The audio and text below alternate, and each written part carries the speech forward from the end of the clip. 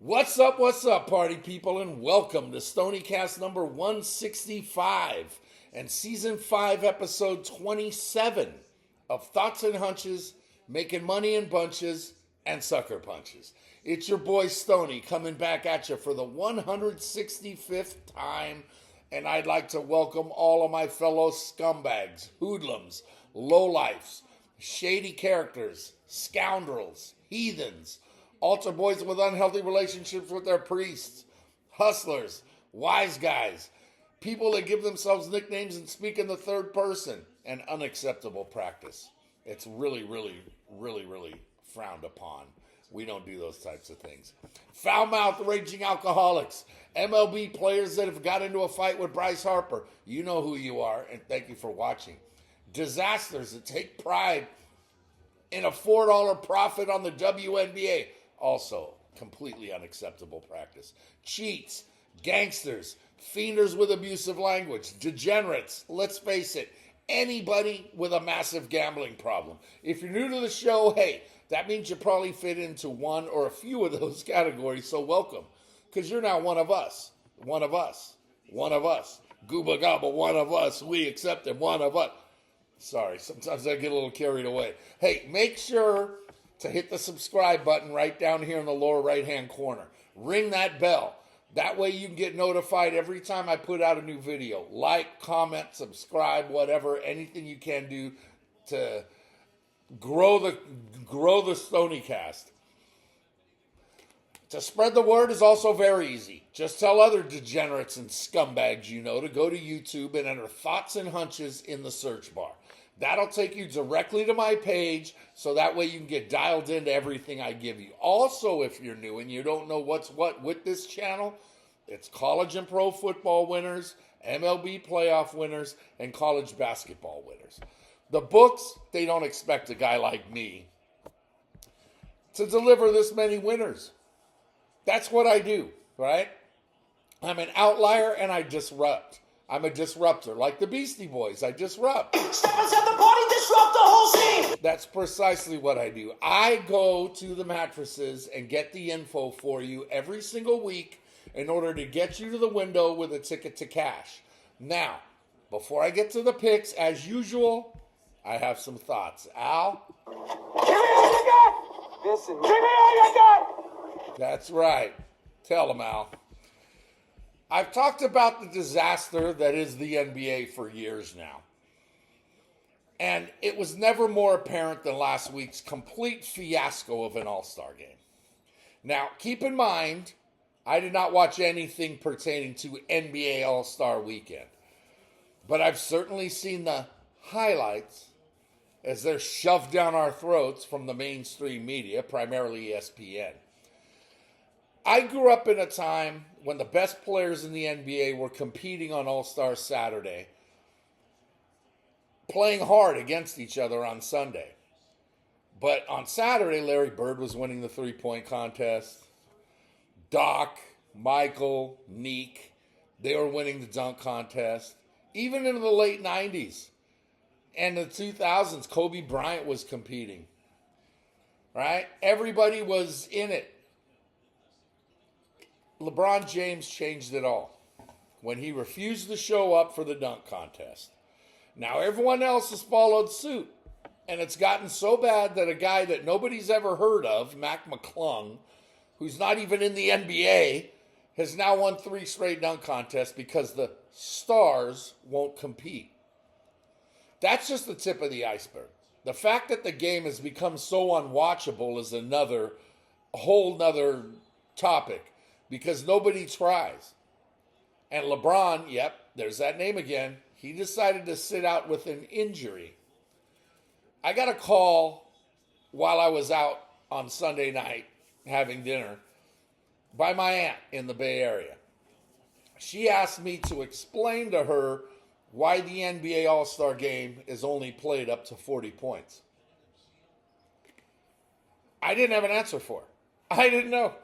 I had no idea. I mean, she asked me why there were 4 different All-Star teams. I didn't have an answer for her there either. I then asked her why the hell was she watching it, because NBA ratings are in a free fall and at historic lows, which, as it turns out, I was right, because this All-Star game was the second least watched game ever. She said, I watch the Warriors because I like Curry and Kerr. Enough said. You can already see how she thinks. Now, I'll pivot to this because Saturday night, which used to be a huge showcase for the NBA, I was watching the NHL's Four Nations Cup between the USA and Canada. You all know what happened. You saw it. 3 separate fights in the first 9 seconds after the Canadian fans booed the U.S. national anthem. Is that unacceptable behavior from the Canadians? Well, the answer there's nuanced. I don't think it's the worst thing to do with the game being held in Montreal that led to everyone asking if the U.S. fans in Boston would boo when the two of them met last night. There was some, but not too much booing, probably because of the fact that there were so many Canadians in attendance singing along to the greatest national anthem, by the way, O Canada. Great song. In the first game, the USA took the fight, the literal fight, right to the Canadians in their most diehard hockey city, Montreal, and beat them at their own game. Last night in Boston, in the championship of the Four Nations Cup, that was basically nothing more than a 3-hour commercial on why hockey has completely dunked all over the NBA, with the NHL best player, Connor McDavid, scoring the game-winning goal in overtime last night to lead Canada to the win. I mean, who's the NBA's best player? Don't have an answer? You know why? Because there isn't one. There's lots of great players.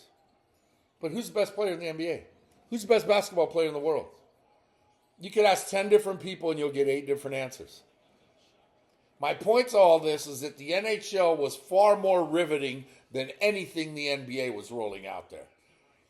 I even heard from multiple sources that the All-Star game was stopped for a stretch on Sunday while comedian Kevin Hart brought out Ernie, Charles, Kenny, and Shaq, the inside the NBA crew, to playfully give them fishing equipment and clothes as if they were retiring. Interesting point here, pivoting to media. They're not retiring. Inside the NBA will continue next year. It'll just be on ESPN instead of TNT. Was all that necessary, acting as if they're retiring and stopping the game? I heard for about a half hour. Again, I didn't see it. But a lot of pundits have claimed too much Kevin Hart. And why was Kevin Hart there, as popular takes? Now, back to the media. Reports are now that Netflix is going after Sunday afternoon NFL games. Let's face it, everything is moving to streaming these days. Everything. I've been telling you for about 3 years now that the Super Bowl will become streaming only soon, pay-per-view. And it ain't too far away, as Pluto just aired the past Super Bowl. What's going on? I want all NFL games to be available like all NCAA tournament games are. Remember when the NCAA only showed regional games and the network, CBS, would cut away to show an upset in another region? Remember those days? Yeah, those days are long gone now. It's True TV, TNT, and TBS, along with CBS, are all showing every game of the tournament, with 4 games going at once in the first weekend. You know what happened? Ratings have gone up. When you give sports fans the opportunity to choose, they will flip away to a better game, and that gives the fans more incentive to watch. If Netflix takes the NFL, they can show multiple games at once instead of me being stuck in Nashville, being forced to watch the horrible Titans every Sunday. I should be able to choose any game I want. This is even more prevalent for gamblers, such as yourselves who are listening to this, degenerates, Josh. So this way you guys can watch the game that you're betting on. The NBA to the NHL to sports media all combined to another great take from your boy. Just the way it goes. Now, as for the week that was last week, I told you in last week's Stoniecast that a strange trend seems to happen when I don't have the NFL or NCAA football to distract me. As soon as the Super Bowl ended, my worst week in 5 years, I delivered a week for the ages last week. Granted, I had a losing Saturday in which I struggled to a 13-17 day. But that was my only losing day of the week. Just, try this on for size. Wednesday, 13-5. Friday, 5-2. Sunday, 9-2. And the perfect 4-0 on Monday to put the ultimate capper on a massive week. Oh, yeah. Let's take a look at these updated numbers as I'm looking at the scoreboard right now. Let's go Sparty. Michigan State up by 11 with 7 to play. Gotta like that, especially when you got Michigan State. Last week, 60 wins, 37 losses. That's good for 61.86%. That certainly helps, no doubt. NCAA basketball regular season numbers, 625 wins, 475 losses, 9 ties, 56.82%. That's 150 games over 500 just in hoops with 1,100 games wagered on. So overall, all 25 weeks and over 1,700 plays in all 25 Stoniecasts that I've given you so far, I've given you 1,101 winners, 814 losers, and 16 pushes. That's good for 57.49%. I mean, that's pretty damn good. Are 1,900 bets a lot? Well, it's only 1/10 the number of bets by the true degenerate, Ippy Mitsuhara. But after the week that I had, rising numbers can mean only one thing. Pay him. Pay that man his money. That's right, Teddy.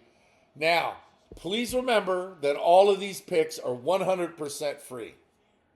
So for all the touts out there that are giving you 75 to 80% winners guaranteed, come on.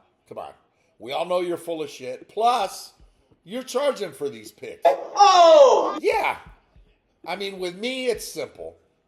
Just come to YouTube every week and I'll drop my plays on you for free. All right, you ready to do this? I know you are. Well, let's move on. Away we go. Episode 27. Al? Just win, baby. That's right, Al. Way to tell him. I got the new week started off with some 500 days and going into the action that's happening right now. I don't have 20/20 eyesight and I don't watch ABC's 20/20. Instead, I'm 20 up and 20 down with these games going on right now and a massive day ahead of me tomorrow. Now, keep in mind that these college hoops picks I'm giving you for tomorrow are primarily the opening numbers, as I'm recording this Stoniecast the night before the games, so there will be some line movement the closer we get to tip-off tomorrow. So, you ready? Let's get after it. Let's get it started. Noon Eastern with the game of the day, and it's the first game on the board on ESPN in College Station, where 6th-ranked Tennessee's a 1.5-point road chalk at 7th-ranked Texas A&M. 20-6 versus 21-5 says all that needs to be said, as both teams have played extraordinarily well in the brutal SEC. UT bounced back from their loss to Kentucky by taking out Vanderbilt last week, and A&M's 6-game winning streak came to a halt with a loss at Mississippi State Tuesday night. Tennessee's Chaz Lanier and Zakai Ziegler will both have their hands full with Wade Taylor IV for A&M. This one's also a great coaching matchup. Don't sleep on this. Two of the nation's best get after it. Rick Barnes and Buzz Williams. For all the talk about offense, this game is all about defense, as two of the best defensive teams in the nation will be pummeling each other. As good as Tennessee is, and I can't seem to get either behind them or against them these days without losing a wager. I have to take A&M here at home.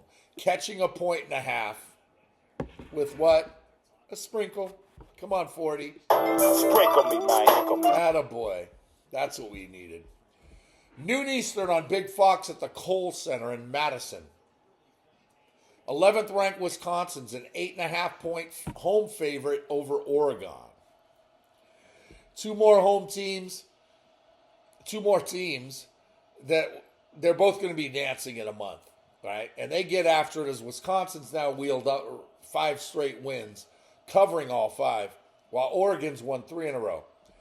Wisconsin's John Tonji, he leads the Big Ten in scoring right now and is a matchup nightmare for Oregon. Madtown will be exactly that tomorrow. It'll be a madhouse. Whiskey minus 8.5. Noon Eastern on the CW Network, a few hours up the road here at the KFC Yum Center in Louisville. The hometown Cardinals are a big 14-point favorite versus Florida State. Louisville's been smoking hot. They've won 12 out of 13 while Florida State's going through the motions right now in the waning days of head coach Leonard Hamilton's final days. And they have been pretty. 3 straight home teams to start the day. Yeah, I'm going to have to do it. Give me Louisville and lay the big number. Noon Eastern on the Deuce in the Queen City. Cincinnati's a 7.5-point home favorite versus Texas Christian. Cincy's lost their last 2, but got me an improbable cover on 2 3-pointers in the final 8 seconds of Wednesday's loss at West Virginia.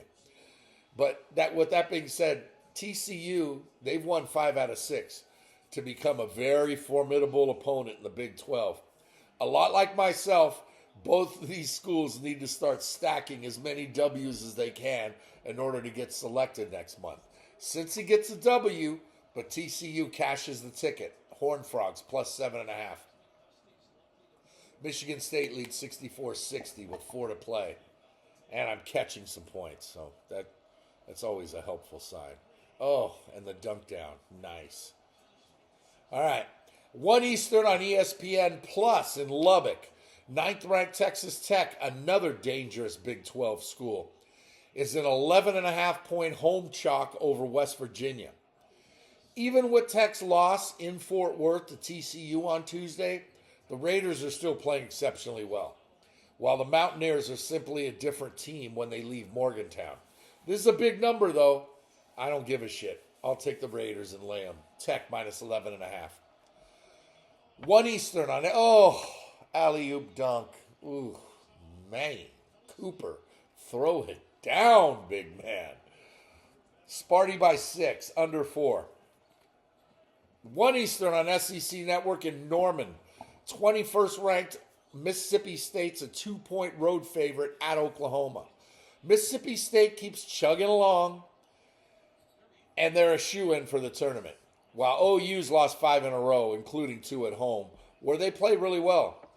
The Sooners are catching State at a really good time at home. OU gets it done here. Plus 2.5 with a sprinkle. Sprinkle me, man. Sprinkle. There we go. This one could very easily turn out to be the game of the day, and it goes at 2 Eastern on ESPN in H-Town. As 5th-ranked Houston's a 9.5-point home favorite versus 8th-ranked Iowa State. Both schools are seeking a number 1 seed next month, and a win here will go a long way in making that into a reality. The story of this is defense and effort. I don't think there are any 2 teams in the nation that play harder than Kelvin Sampson and TJ Olsenberger's units. I love these types of games. 9.5 is an awfully big number, and I just can't see anybody in America, including Auburn, giving the Cyclones that many points. I don't even give a shit if it's on the road. Iowa State plus 9.5 on the road. 2 Eastern on the Deuce in Raleigh. Wake Forest is a 2.5-point road favorite at North Carolina State. Wake is a clear tournament team and needs to perform well down the stretch, including the ACC tournament. in about 2 weeks from now to improve their seeding. While NC State at 10-16 needs a Valvano-type miracle just to make it. It's not going to happen, and it ain't going to happen tomorrow. Wake minus 2.5. 2 Eastern on Big Ten Network in Stoniapolis.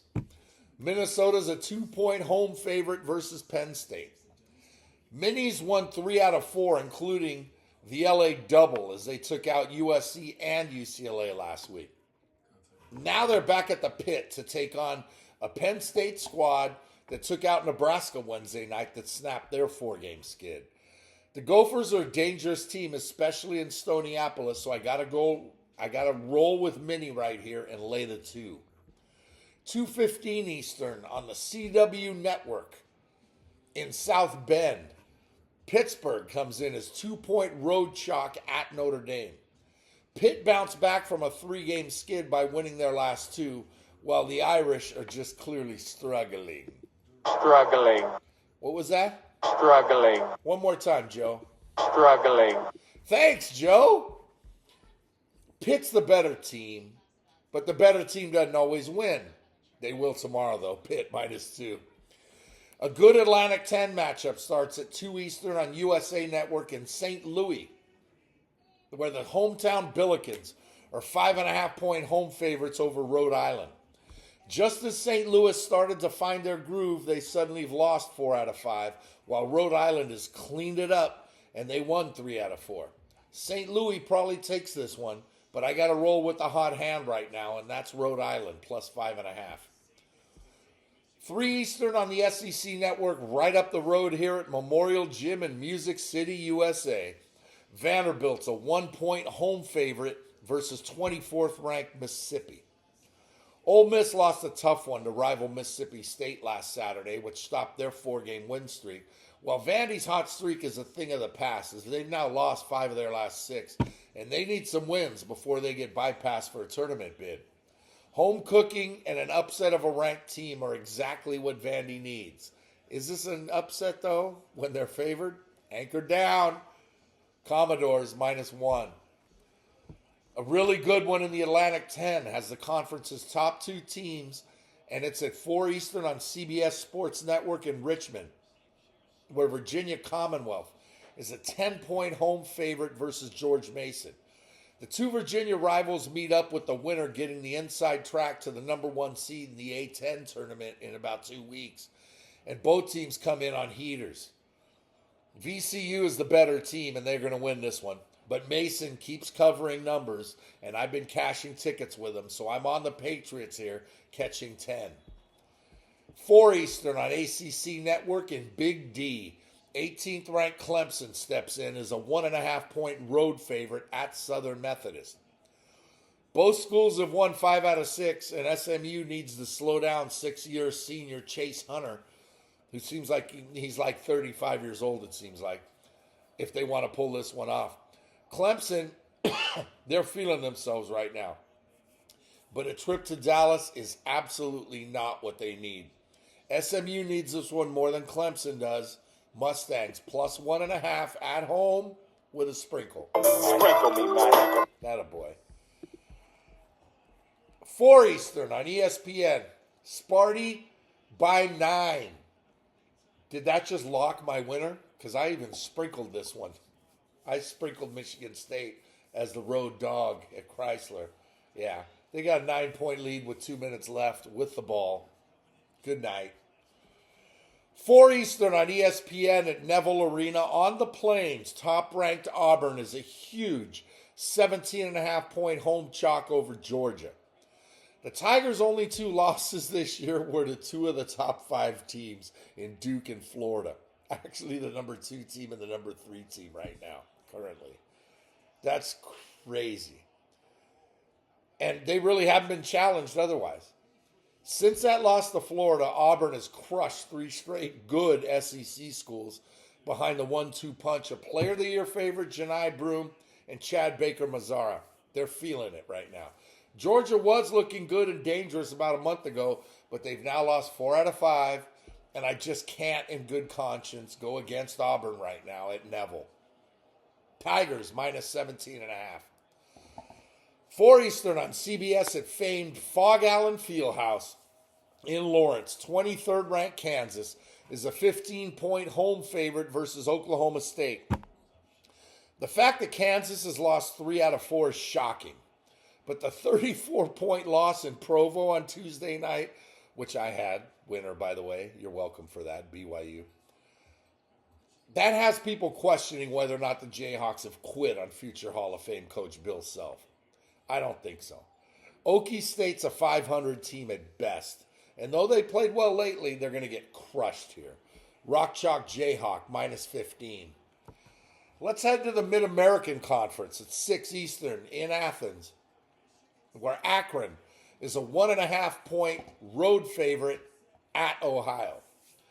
Akron's 13-0 in the MAC and is cruising right now, while Ohio just hasn't been great, and they're scuffling along. But miracles happen. This ain't going to be too much of a miracle, especially at 1.5. So give me Ohio at home, catching a 1.5 with a sprinkle. Sprinkle me, man. Attaboy.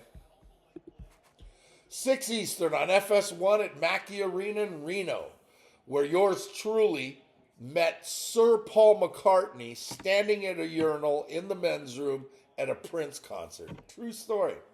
Ask me about it. I'll tell you someday. Freaking phenomenal. Imagine that. Standing at a urinal, look to your right, and there's Sir Paul McCartney right next to you. By the way, I have to tell this story. I finish, I go over, I'm washing my hands, and I'm taking my time because I'm waiting for him to come over. And he comes over, and we're drying off our hands, and I just said, Mr. McCartney, Sir Paul, I don't know what to call you. He said, Paul is fine. And I said, you're a Prince fan. I love it. Me too. I said, I never, thought you'd be a Prince fan. And he gave me a 3-word response, which just nailed it. He said, well, who isn't? Think about it. Sir Paul delivering in the men's room. Gotta love it. Anyway, Mackey Arena in Reno at 6 Eastern FS1. Nevada is a 1.5-point home favorite over Boise State.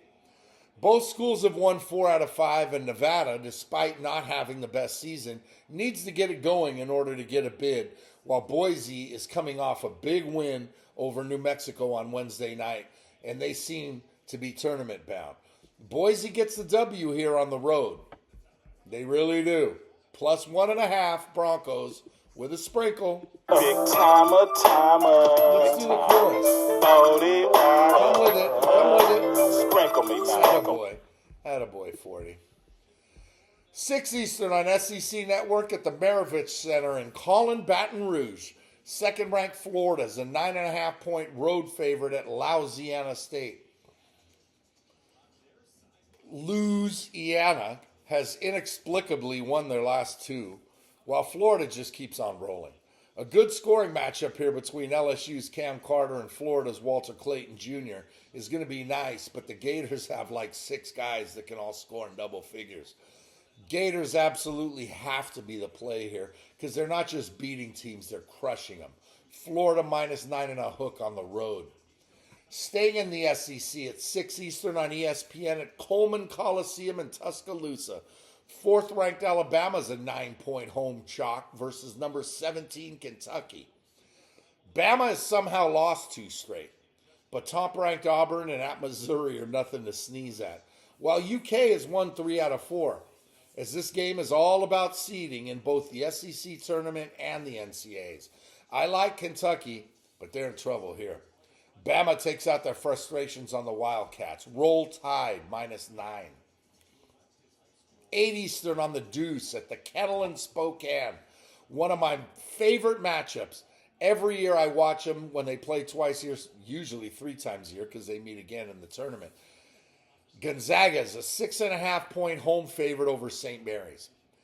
The Zags haven't been the same this year with 7 losses and 3 losses in conference, which is just unheard of, and it's like sacrilege for a Mark Few coach team. But they've also won 6 in a row very quietly. While they lost all those games, no one's really paying attention. This game's over, by the way. MSU wins pulling away. They're going to win it by 13 on the road in Michigan. They're talking shit. They're talking shit to the Michigan crowd. I love it. Sparty. It's a winner. It's a winner for your boy. St. Mary's, they've been cruising along, right? All season long. They're the top seed in the West Coast Conference, and they just took out Gonzaga and Moraga about 6 weeks ago. There's plenty of star power in this one, too, as Gonzaga brings Ryan Nembhard and Graham Ike to the table, where SMU's Augustus Marshallonis and Paulus Marouskas lead the way for the Gales. They'll be waiting. Paulius Marouskas. Those damn foreign... Wait, you fuzzy little foreigner.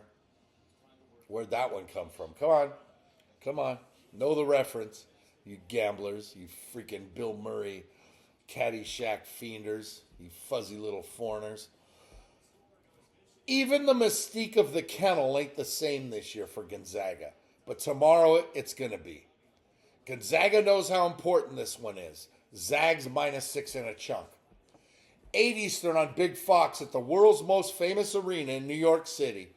Third-ranked Duke plays their first non-conference neutral site game this late in the season for the first time since 1989. And they're a 9.5-point favorite over Illinois at the Garden. Actually, it's not the Garden, it's the Garden. The Garden is in Boston. Duke's rolling along. They've won 9 out of their last 10, while the Illini now lost 2 in a row to a couple of the Big Ten's best in Wisconsin and Michigan State. Duke's defense and freshman sensation, future NBA #1 overall pick Cooper Flagg, is must-see TV right now. He has to be. Duke's going to get the win here, but the Illini catch the cover, possibly through the back door. Illinois +9.5. The second and third best teams in the Mountain West meet up at 8 Eastern on CBS Sports Network in Logan. It's Utah State's a 4.5-point home favorite versus San Diego State. Both schools have won 5 out of 6 and need to keep the pressure on first place New Mexico, who beat Utah State on Sunday. This is a tough spot for the Aggies. Even though they're at home, the Aztecs need this one more, and they need it desperately. SDSU +4.5 with a sprinkle. Sprinkle me, man. Attaboy. 8 Eastern on ESPN in Fayetteville. 15th ranked Missouri is a 1.5-point road favorite at Arkansas. Just as Arkansas was getting it together, they suddenly dropped 3 out of 4, which prompted John Calipari to start clamoring for 12 SEC schools to make the tournament. That's not going to happen. They'll get 9 or 10, but they ain't getting 12. Mizzou somehow is turning into must-see TV. They've won 4 out of 5, including an impressive blowout of Alabama on Wednesday night. Can they go to Fayetteville and pull this one off? No. Coach Cal and the Hogs get it here. Arkansas +1.5 with a sprinkle. Do I have any left? Sprinkle me, man. There we go. We did have one left. Not a kid. 10 Eastern on the Deuce in Silicon Valley. A great rivalry continues, even though they're both in the ACC now. Stanford's a 5.5-point home chalk over Cal. Both schools have lost 4 out of 5 as the reality of all the cross-country travel has finally hit Stanford, while Cal just isn't very good. Stanford gets it here. Cardinal -5.5 at home. 10 Eastern on CBS Sports Network in America's Playground, Las Vegas, Nevada. Colorado State's a 3.5-point road favorite at Nevada, Las Vegas. The Rebels have won 3 straight, while Colorado State's Nick Clifford leads a very dangerous Rams squad that looks like they'll be dancing next month. These are the kinds of games that the Rams have been winning all season. Colorado State -3 and a hook on the road.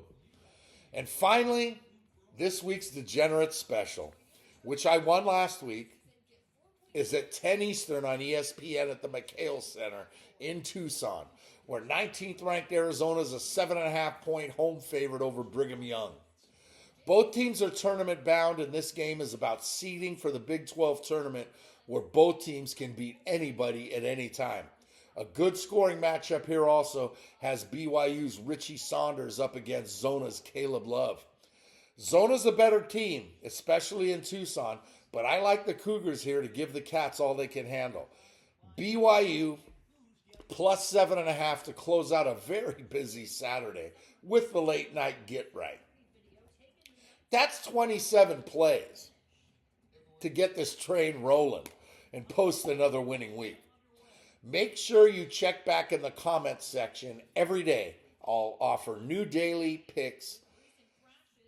And make sure to check back next Friday as Stoniecast 166 will be coming out at you. So until then, just remember that if you want to win big, you got to bet big. You can't go broke taking a profit. Scared money don't make money. For me, the action is the juice. The difference between winning and making money is that anyone can win betting chalk, but you can't make money unless you take the dogs. Do you want to win or do you want to make money? There's a big difference. You decide. There's money on the streets that can't be ignored. And finally, good luck to you. Yep. And Gooch, I still miss you, my brother. Take me home, Teddy. Pay him. Pay that man his money.